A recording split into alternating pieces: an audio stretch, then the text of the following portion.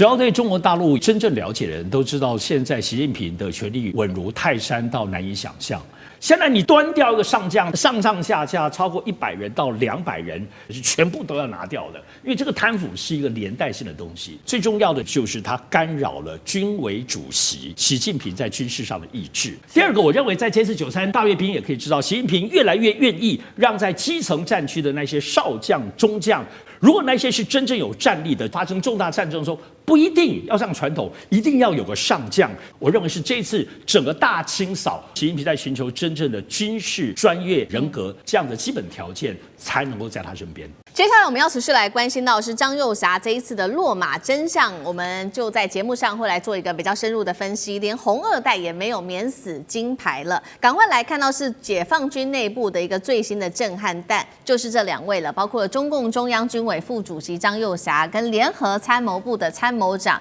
刘振立2个人，因为在这边涉嫌严重的违纪违法，遭到立案审查做调查。那么我们看到解放军报是怎么样做形容呢？他特别形容到了他们严重的违法，包括了5个严重像是违纪违法、破坏政治纪律，还有损害军队形象、备战打仗等等，所以遭到调查。更关键的是，其实有2句话，他说呢，在党纪国法面前，身份是没有豁免权的，就算你过去有功劳，也不是抵罪券哦。那么这次落马的张幼霞，大家会很惊讶的原因，就是因为他的身份、他的背景非常的不凡。他除了是红二代，是开国上将张宗逊之子之外，张幼霞更被视为是根正苗红哦。他的这个红二代背景，而且呢，他还是第20届的中央军委副主席，地位之高。外界流传2个人落马的原因，除了说现在传出来的种种原因之外，其实外媒也做了非常多的报道，特别提到说有涉及到像是间谍案，给美国一些情报，或者是兵变。但是呢，张幼霞我们刚刚讲了嘛，他的地位之高，还有解放军2把手的称号，真的有可能这样子做吗？特别请教大使怎么看？其实这个中国大陆官方对于张幼霞这次的这个落马他提了5点，大家都是严重的啊。当然，解放军报讲的是比较简单的。那事实上，军方的发言人讲的是比较详细的，一共5点。那这里面没有很明确讲到是贪腐，没有提到贪腐这2个字。可是呢，是严重违纪违法。这里面呢，就是说，我觉得5个严重里面，第2个严重啊，听起来真的是蛮严重的。为什么呢？他说严重践踏破坏军委主席负责制。军委主席负责制，也就是说中央军委有主席负责。那张幼霞是副主席。所以你对于主席的这个你的这个服从性，或者说你在政见上有没有特别的坚持让怎么讲呢？让主席很难做裁决。那这个第2点讲完，也讲第3点他说严重助长党内严重助长影响党对军队绝对领导，危害党的执政根基及政治及腐败问题。这边提到了腐败问题。那这里面就变成了就是说中国大陆的建军思想从一开始就是什么？党指挥枪，枪不能指挥党，也就是政治指导军事，军队军事是要达成政治目标的。那所以军队要对政治绝对服从，不能够因为你从所谓的全军事观点那么你去把政治观点把它怎么放到一边。这个我记得大陆有一些文章就是说反对纯军事观点，反对纯什么观点，基本上就是说你不能拿军事的理由把政治的目标摆在一边，或者政治指导摆在一边。所以我看了这几个其实是蛮严重的。是。那这个也就是变成就是一般到了这个位置来的这个尤其解放军从真正解放军基层做起来的这些将领来讲这些是蛮严重的。因为你到了最上层的，你已经不是带兵打仗了，你是要服从党最高的政治方针，要不然你不军队都成山头了，对不对？都照军队的想法来做事的话，那军队有的时候是我们从中国的历史上，古今中外历史上，那个对于整个国家的这个运作哈，会变成不是一个正面的。所以我觉得这5点讲起来的话，真正也显示出来，那么目前可能有一段时间在大陆的这个中央军委的高层啊，有一些现象存在。那这些现象就造成了，那张又侠跟刘振利是中央军委的委员嘛，中央军委委员哈，那的落马啊，那所以我觉得就是说，以目前我觉得大陆的政治风气就是很清楚，政治文化很清楚。第一个就是说贪腐你不能碰，贪腐没有上限啊，打贪没有上限，不是只打苍蝇、老虎啊、狮子啊，甚至赤红赤凤啊，照样一律都打，没有位阶的问题。第二个就是说，这个基本原则，尤其在军委会来讲的话，就是党指挥枪，政治是高于军事，军事思想要附着于政治思想之下的。那么这个大陆的讲法就是军队解放军是党达成政治任务的这个忠诚的骨干，那这个是一个原则。如果这个原则出现问题的话，真的是没有上限的不会说当然不是说无限上纲，可是呢，不管职位再高，不管职位再重要，还是在这2个大原则之下、大的纪律之下，那是没有办法过关的。是，好，所以我们也要看到说，那2位高官现在落马，对于说这个军委人数现在骤减，会不会接下来冲击到枪杆子政权？等一下请上志哥带我们看。我们先来回顾一下，其实从2022年的第20届中央军委成立以来，本来应该是有7个人的领导班子，实际上呢，现在其实只剩下2个人了，包括了习近平跟张升明2个人。那画面上 CG 我们也可以看到，我们整理出的一系列从2025年6月开始，各个委员进行的，不管是党的开除军籍或者是立案调查，当中包括了李尚福、苗华、何卫东、刘振利到张又侠等等的人。那外界有解读说，现在军委人数变少了，有2个解读，一个解读是说，代表说习近平未来的权力也高度集中了；另外一个解读是权力不稳。那上次哥又怎么看？现在所有在外面传说对于习近平在军事方面的权力不稳的，大家基本上都是像法轮功一些外围的宣传组织。只要对中国大陆有一些真正了解的人都知道，现在习近平的权力稳如泰山到难以想象。那为什么这样讲？其实特别是这一次连张又侠都能够拿掉或落马，那就显示说，因为张又侠之所以升任，主要就是他跟习近平他们2个人的爸爸当时就一起在打仗的。所以过去在军中的2个人的爸爸都已经世交之好，那么习近平跟张又侠基本上都是可以说小时候在一个大院里头一起成长的，彼此知之甚深所以在这个过程里，最后还是把你自己这个发小拿掉，这必然有一些绝对性的原因。那么除了刚刚其实大使所提到，我认为这里头个人认为最大关键是第一个当然贪腐啦，没有话说。第二个当然其实就是在他们自己的5大的问责，就是说张又侠的这里头最重要的其实就是他干扰了军委主席习近平在军事上的意志。其实我们不得不说，在过去在胡锦涛时代，当时后来在2012年，当时就开始开除掉。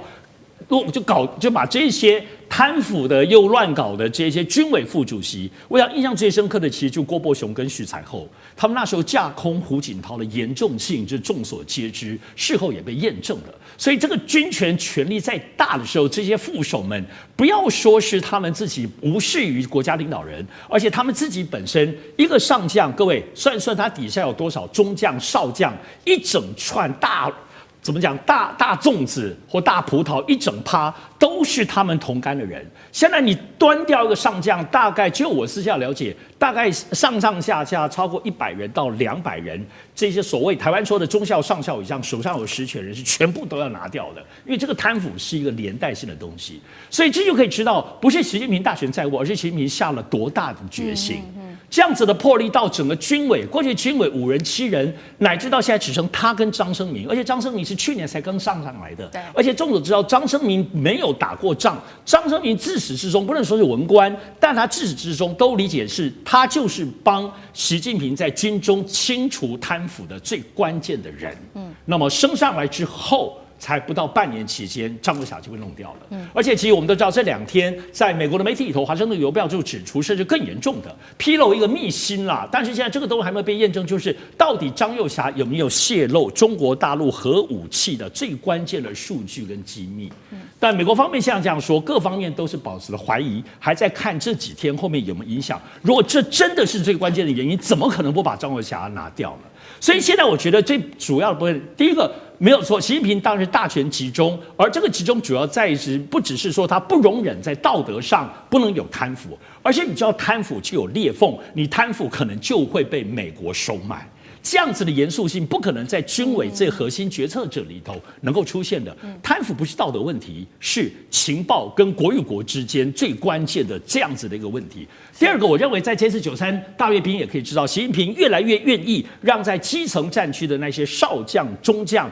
直接来执行最高的任务。无论打台湾，无论中美对抗，一旦发生重大战争的时候，不一定要像传统，一定要有个上将指挥一大堆中将，指挥一大堆上不用。如果那些是真正有战力的，直接少将、中将拉拔起来，这件又肯干、又研发、又不贪腐的话，何乐而不为呢？我认为是这次整个大清扫，要把从过去战区改变，到现在从人事操守，到真正习近平在寻求真正的军事专业、军事人格、效忠忠诚的这样的基本条件，才能够在他身边。好，习近平一方面我们看到在内部自己做军系的一个大清扫，那现在大权在握，那接下来大家也在关心说，接下来对于台海的局势跟这个决策到底会有什么样子的影响？其实有2个说法，第一个是说高层的震动对于台海来说是会降温的，第二个说法是说对于台海来说反而是情势会因此升温。我们先来看降温的说法，代表说解放军的指挥链现在要做怎样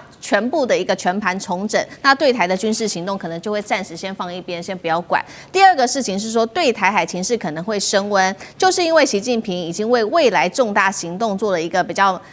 彻底的清场。那军权现在比较干净了，他反而会在台海上面可以更集中压力。哪一个说法比较有可能？第一个问题请教干哥。那第二个问题也请教干哥，是说有人说呢，张又侠事件会这个削弱解放军战力，但是以台湾的国军为例，其实也有分成5级的代理人制，所以对于解放军来说，到底会不会伤筋动骨？这是第二个问题，请教干哥。好，你看看哈，现在中央军委只剩下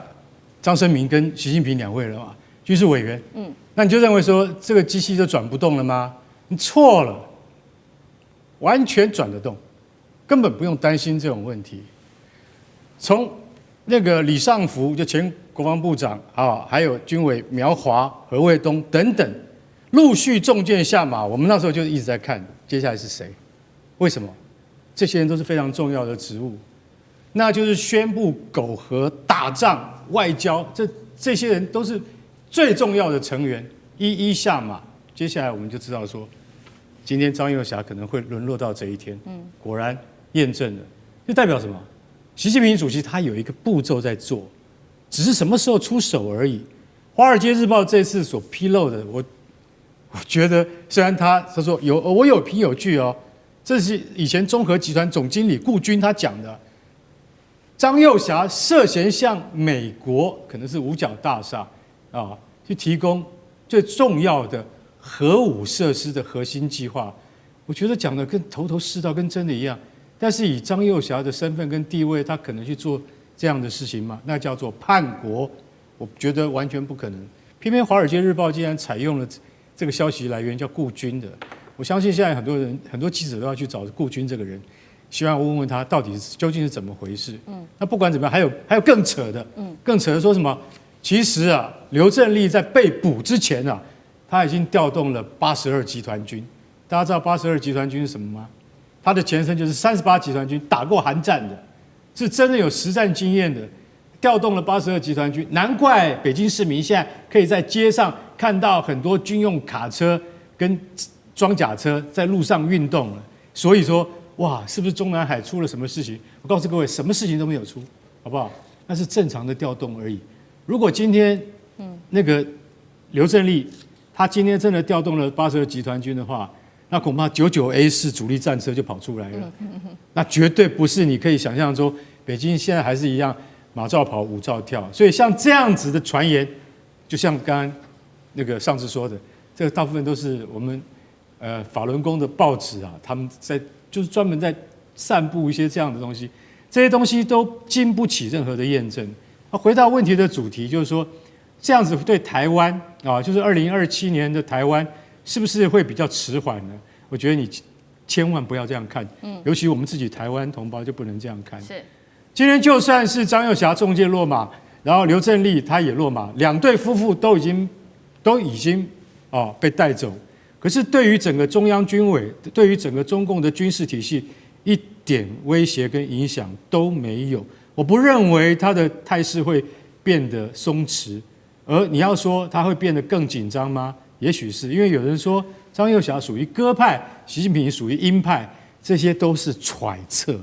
不要用这种单一的揣测去二分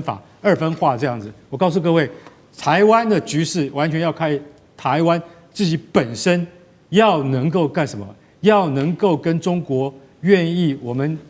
兄弟之邦要坐下来谈，这才是重点。不要去猜测说会变得更好，会变得更坏，这些无谓的猜测，我觉得根本没有必要。好，我们来关心的是解放军的第2号人物张幼霞落马哦。这个传出有一些不一样的原因，不管是在做核武上面的泄密，还是黑金贪腐，现在双爆雷哦。习近平彻底掌握军权了吗？那台海局势接下来如何看？今天我们会一起的来做关心，这个是中国大陆的国防部在1月24号这一天正式的宣布了，中央军委副主席张幼霞以及包括了中央军委联合参谋部的参谋长，他们提到了刘正丽2位哦，因为呢这边说涉嫌严重的违纪违法，遭到立案审查做调查。那么解放军也在1月26号在头版这边特别发文说，人民军队不容反败，不容贪腐等等。那《华尔街日报》也做了报道说，张幼霞真正落马的原因，《华尔街日报》解密是因为他说呢，向美国泄露了有关于中国大陆核武计划的资讯，这是第一个原因。第二个原因，现在据传是因为内部调查指出，张幼霞有帮助提拔中国大陆前国防部长李尚福，借此来换取巨额的贿赂。现在指出有2个重要的原因，委员怎么看？这背后到底有什么样子的地下交易或秘密吗？这里面到目前为止都很难精准的去判定到底发生什么事啊。中共中央军委会如果以这样来看的话，目前只剩下主席习近平跟副主席张生民啊，剩下2个人。而这副主席张生民是火箭军的上将，那其他的大概都因为各种事件而下台。而这一次指控张幼霞的用词，我仔细看是有点的特殊。第一个特殊的地方是说，他指控他破坏党主军委会主席负责制，也就是这里挑战到的习近平的权威啊，很明显用这个字眼就表示他公开或者在军队里面跟习近平唱反调，所以这是一条罪状。第2条罪状就是说他贪腐，但是国外的媒体是说他涉及收钱帮李尚福升为国防部长，那大陆的媒体倒是没有提到李尚福的事，会不会从李尚福的案子里面延伸过来不清楚啊，都是这个贪腐。那第3个罪状呢，就是没有遵守党的纪律。跟党的纪律是什么东西呢？那《华尔街日报》说，他有把核武器的计划泄露给美国人，那这个都是《华尔街日报》额外的新闻，在大陆上倒是没有这方面新闻，所以这个里面不管哪一条在任何一个国家里面都是比较重大的事情，比如你挑战最高统帅，然后你这个升官收钱，然后你泄露机密但是这么高位阶的人怎么会有这种事？他也70几岁了，70几岁的人通常不会有什么政治野心啊。到底发生什么事？真的是令人匪夷所思。那所谓参谋长这个刘正丽他官位当然小一阶，但是也是解放军军方非常高阶的一个领导的将领。那整个军委会里面都有不适当的人选跻身其间，这个大陆的体制自我检讨、自我修正，这是必要的。好，那我们也看说，接下来张幼霞遭到清洗嘛，对于接下来解放军的整个体系会造成多大的冲击？等一下请吕舰长来带我们看，也是说是不是间接反映习近平已经在大权在握，能够掌握军方了呢？我们先来看一下这个张幼霞她的背景，因为特别的不凡哦，她是中共中央政治局的委员，也是中央军委会副主席，跟习近平同为太子党的成员，而且父亲哦叫做张宗逊，在国共战争的时候和习近平的父亲习仲勋同在西北野战军并肩作战。张幼霞的位阶来讲也非常的高，仅次于习近平，被视为解放军的第2号人物。那美国政治风险咨询公司这边做了一个分析，说这一次的落马行动也代表说，在解放军历史上是前所未见的，是对最高指挥系统的彻底清洗。接下来对解放军的整体军系会有什么样的影响？吕舰长怎么看？其实我个人的研判不会有任何的影响。为什么？因为这一次落马的就是只有这2位哦。那当然，加上之前的，现在这一个有关于中央军委只剩下2员。那我想请教一下，如果有问题的话，那之前是怎么运作的？那以军方来讲哦，那解放军其实它这个是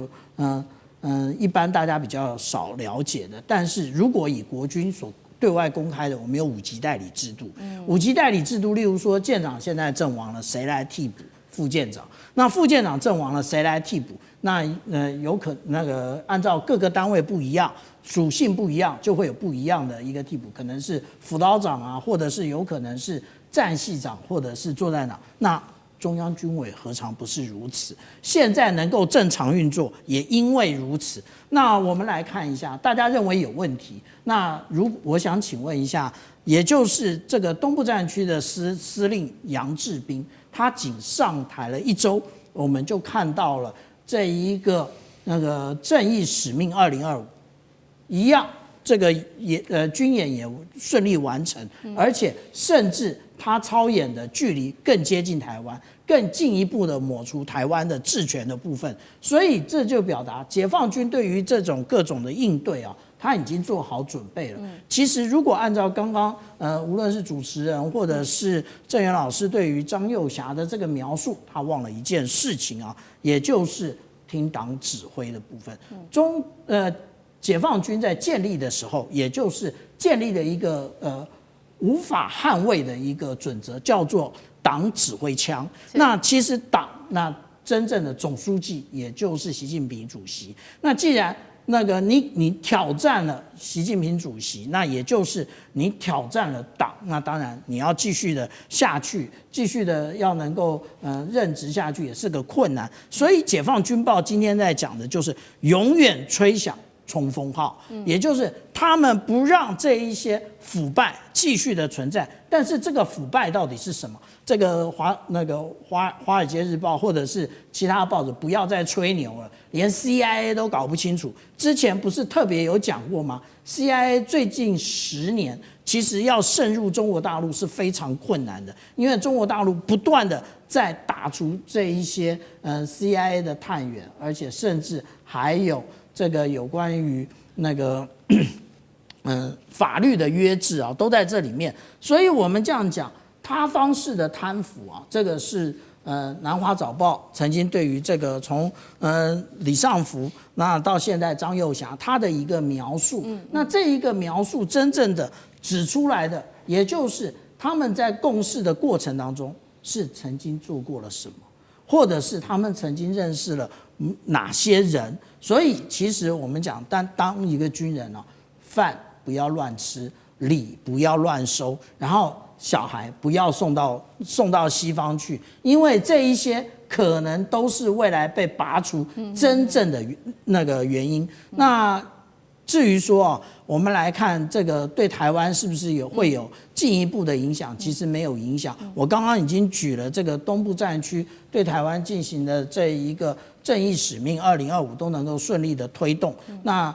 至于说会不会更激进，也不会。为什么？因为其实他们都有代理人，不是空缺，然后由习近平主席主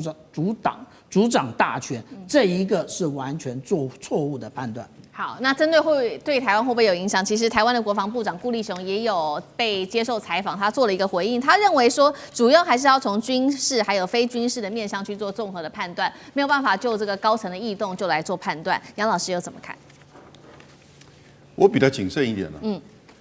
我觉得台海的情势会受到影响。但是怎么样的影响要再去做评估。我个人认为张又侠跟习近平之间一定在指挥系统上，或在某一个事情决策上出了严重的落差。然后呢不一致，甚至可能张又侠跳过习近平做了一些决定或者是作为。我举2个最近的，就是解放军的事件。第一个就是在对台军演上，第2个就是辽宁舰的整个在穿越第1岛链和日本的军机的接触，看起来应该是整个当时对于高市早苗的发言的一个就是反制，因为那个时候的军演也是说为了要遏阻台独，以及就是因为美国要卖1.25兆武器给我们，同时也是为了嚇阻外力，那当然就是指高市。但是这个看起来很顺畅哈，可是如果内部他们的决策，张又侠在这个看起来好像是没什么问题的决策上，如果觉得理所当然就跳过了跟习近平之间的这种商量，或者是最后请求习近平做怎么样拍板的决定的时候，这个不是在上位者能够忍受的哦。我举最简单的例子，高市早苗要发布解散国会，他其实没有事先跟麻生太郎先去咨询，寻求他同意，一直在新闻出来的前几天才告知，在一个参会上，麻生太郎自己说，我也是被告知。如果这个事情是发生在就是解放军对台军武、军演或类似的行动上，基本上军委会主席怎么能接受这个事情？对。环球大战线深入世界最前线，全球各地的观众朋友，大家好，我是叶思敏，我们欢迎清华大学讲座教授张延廷张将军，思敏好，大家好，前立委孙大千委员，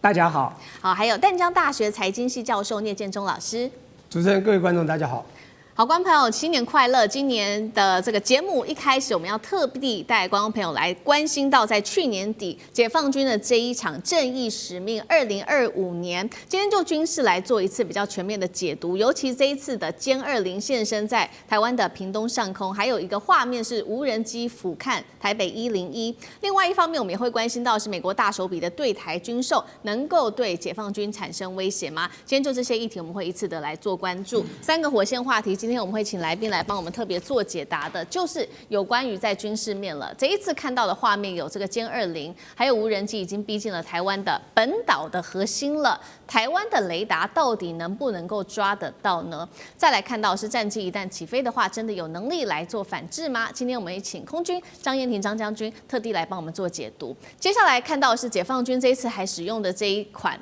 这个武器叫做远香火，那么它的成本低，而且射程是涵盖全台的。重点是它的成本低之外，弹量也非常的充足。根据了解，是完全针对海马式火箭而来的。如果是这样的话，台湾的防空会不会被饱和攻击给突破呢？这是第2个问题。最后，我们今天也会来关心到，那美国呢？美国接下来的态度是什么？一旦发生热战的话，我们来看到，现在根据了解，这个专家说，美军只会在周边做协防，是不会登岛的。如果台海真的爆发战争的话，台湾能撑过第一线不被歼灭战吗？今天就这些议题，我们都会一起的来做关心。去年底解放军做的这一场正义使命2025军演，短短2天，当然是震撼了台湾，也震撼了美国高层。讨论度目前来说最高的有2个，就是东部战区刻意释放出来的影片。国防部是这样说的，他们说这个叫做认知作战，但是在细看这些影片的时候，恐怕就没有这么简单了。首先我们看到的第一个画面就是最夯的台北101的一个俯瞰画面。网络上现在有讨论说这个是假的，是 AI 生成的。但是呢，我们看到德国之声这边做了一个查证，他是这样子解读的：他认为影片是没有任何 AI 生成的明显的迹象的，比较呢像是从台湾的外海透过飞行器远距离做的拍摄，不是从台北的上空来做俯瞰的。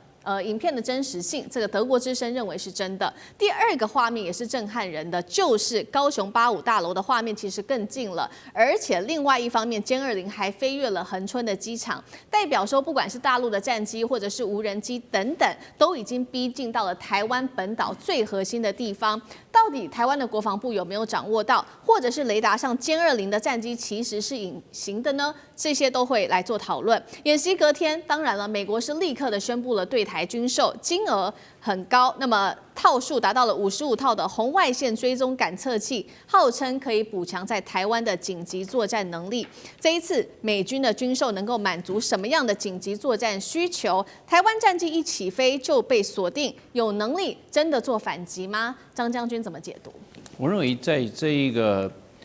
尤其是它的远火系列 PHL191，在这一次是首次在正义使命所使用。那这个远火系列，这个非常廉价哦，它的打击是面的涵盖，而不是重点点的摧毁。那这样子的话，很容易对台湾的各大的机场，还有关通设施、雷达站，包含重要的指挥所，实施面的打击。那这样子的话，这种饱和攻击会造成台湾的战力瘫痪。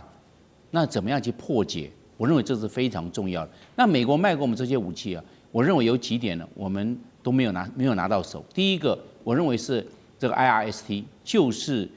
这个红外线侦测夹舱。那红外线侦测夹舱这个，我认为套数要多一些。几乎每一架飞机啊，只要升空的战机都要有红外线侦测夹舱，因为我们都是这个相位阵列雷达，真雷达就是都普勒雷达的一个改良版。那这样子没有量子雷达，没有办法侦测到歼20或将来它所要使用在台海的歼35，我们没办法侦测到。那这样子对台湾来看，要先发现目标，目标获得之后，你才可以实施这个飞弹攻击、导弹这个空对空的，不管是短程飞弹或者是中长程的飞弹来对它实施打击，不然没办法发现目标，你这个上面的机载的这些飞弹，短程或者是中长的没有办法使用。所以我们看看是不是红外线侦测夹舱能够套数多一些。第二个要有 E2D， 那 E2D 的空中预警机，它的可以取代现在的 E2K， 它的伸缩的范围广，而且它飞得高，留空时间比较久，而且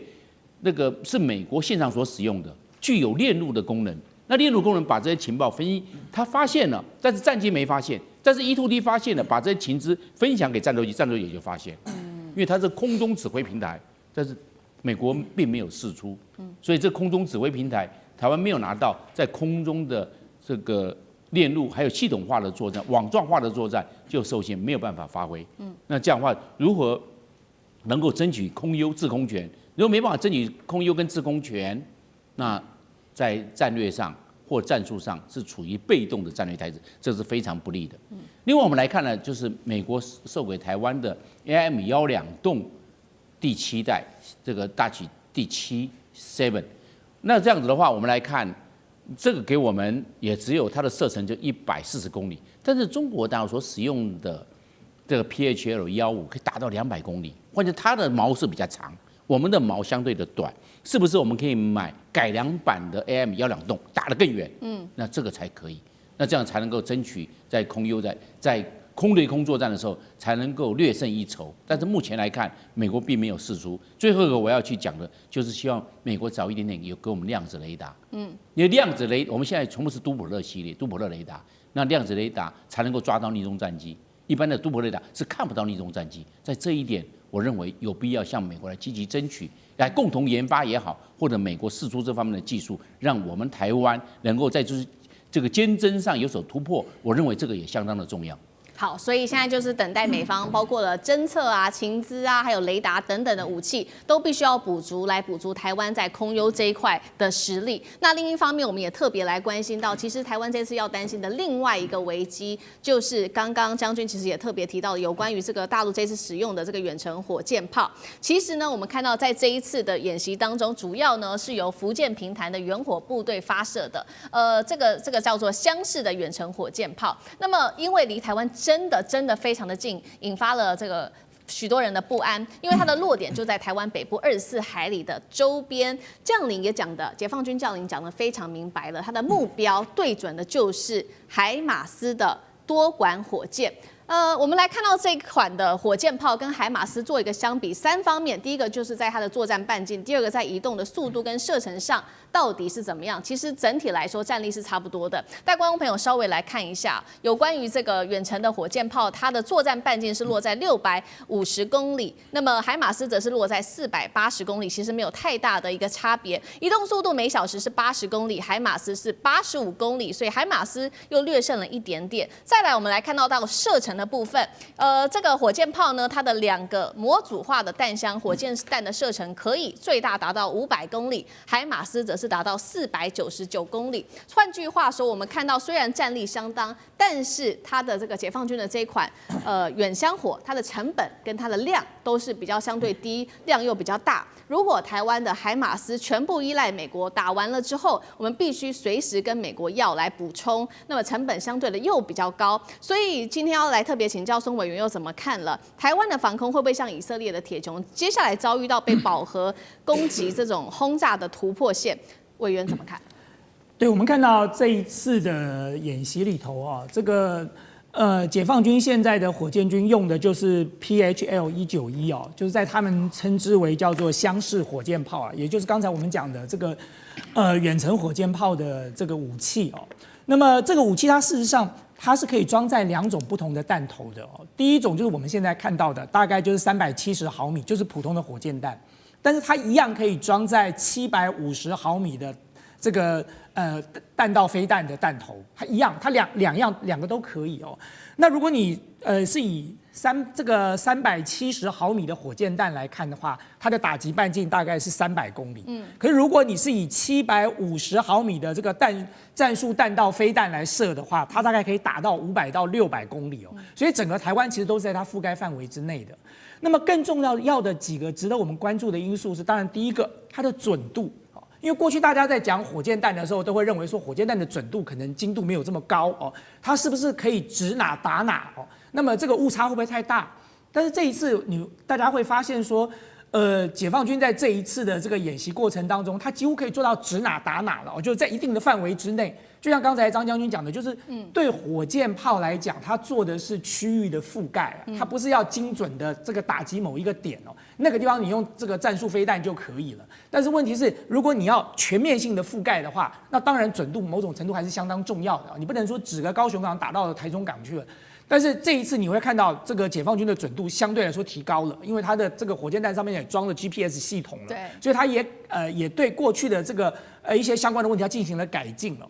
那么第二个要值得我们注意的就是价格嘛，就刚才思明讲到的价格问题哦。你知道它那个一枚370毫米的火箭弹的价格大概是多少钱？大概是5万到10万美金，一枚啊，大概是5万美金了哦。可是如果今天它打过来了，台湾你要用爱国者3型飞弹去拦截，一枚是多少钱？一枚是400万美金，而且爱国者3型的飞弹拦截一次要射2枚，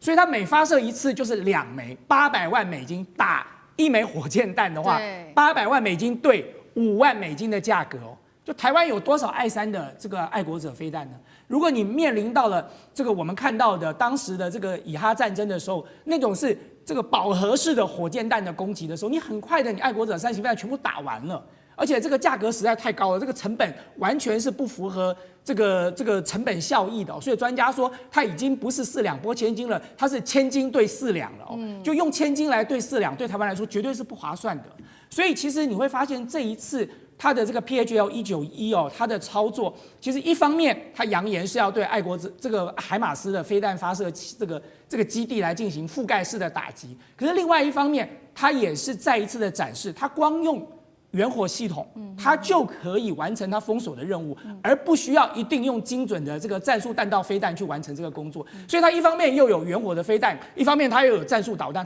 它2只手可以同时用啊。那你就要看它的工具箱里头，它究竟是要精准的摧毁你这个据点，还是它要全面的覆盖，然后达到封锁的目的嘛？好，这个是有关于这一次在军演上，我们就这个武器来做一个比较详细的解读。我们也来看一下这一场军演哦，凸显的是台湾现在在防御上面，我们看到的一些可以拿出来讨论的一些问题。但是呢，我们也来观察一下其他的国家，尤其是美国，如果发生了热战的话，会不会来介入呢？赶快来看到是国务院的副发言人，他是这样说的：他说，中国对台湾的军事行动不必要的升高紧张，应该以对话来取代军事上面的压力，好像没有说什么。但是我们来看到另外一位是前美国国防部的官员胡振东，他直接说了，如果真的不幸发生了热战的话，美军是不会登台的，因为台湾自身就有足够的防御资源。美军来，他认为说只会造成这种在指挥上面变得更混乱，所以他认为说美国跟盟军只会在台湾的周边来做一个协防，摧毁来自于海陆空的威胁。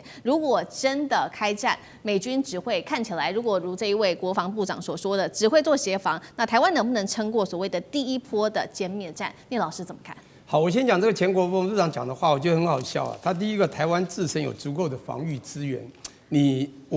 觉得我们有这么足够的防御资源去防现在我们对岸空海陆的整个夹击吗？你告诉我有吗？他觉得有。那这个跟他的 NSE 的战略收缩计划是有关。第二个呢，他说他们真的来的话，会造成我们的指挥混乱，真的是这样吗？他们多少次的派人来到这个地方，派这个军官来这个地方来教我们的这个战士怎么去用他们的这武器或怎么协同作战。他们真的一来会只会混乱吗？讲不好听，真的来的话，我们这个国军可能都是由美军来指导。那这个东西是一个借口，我必须这样讲哈。他们已经看得非常清楚，其实7次的军演，从2022年8月 Nancy Pelosi 8月2号来台湾之后的当时，大家都知道6区军演、环岛军演那一次呢，指责的就是 Nancy Pelosi 你不该来而来，触了底线红线。那后来又有2次，在2023年，那次都是这个海军警备的这种军演。那个军演呢，也是指的就是他们的小议员过来，以及蔡英文要去美国，这都是对外势力。到了2024年，赖清德上来了，又有2次，大家非常清楚啊。我们应该知道哈，应该说2024年就有2次非常清楚的这什么军演，联合利剑 A 和 B， 这个指责的就是剑指赖清德你所走的台独势力。这一次，今年又2次。第一次呢，海峡雷霆也是剑指你，我们用雷霆万军来对付你赖清德。这一次正义使命，我告诉全球什么叫正义。我们的正义使命非常重要，请国际的外来势力，当然他剑指的就是美国啦，你不要来干涉，因为他们这次强调2样东西：台独分裂势力以及外来干涉势力。我可以这样简单的报告，这次非常清楚，他已经把武力大概进出，当然他还有隐藏更厉害的一些其他配套的武器等等的。因为中国的军事实力不同小区了，现在真的是这样子。我们今天讲这个前国防讲的话，说我们讲过去他会不会来协防台湾，我觉得机会是很大，现在应该不会，未来更不可能。我讲几个道理很清楚，美国现在制造业空洞化，飞机就算你过去的 F-35、F-22都是有问题的，都是老旧战机。它就算是第5代，我跟你讲，他们上去以后有很多出的问题，他们连那个开 F-16的之前连那个雷达系统都有问题，还要用自己的那个 GPS， 你知道这是有问题的。我跟你讲，第一个绝对不会。还有你去看它的 NSS， 所谓的 National Security Strategy， 这个战略缩版的所谓国土安全策略，这里面非常清楚，他讲到了里面，他一开始的苦路是告诉说，数十年我们太过乐观去预期中国的军事实力，我们不能再这么乐观了。因此，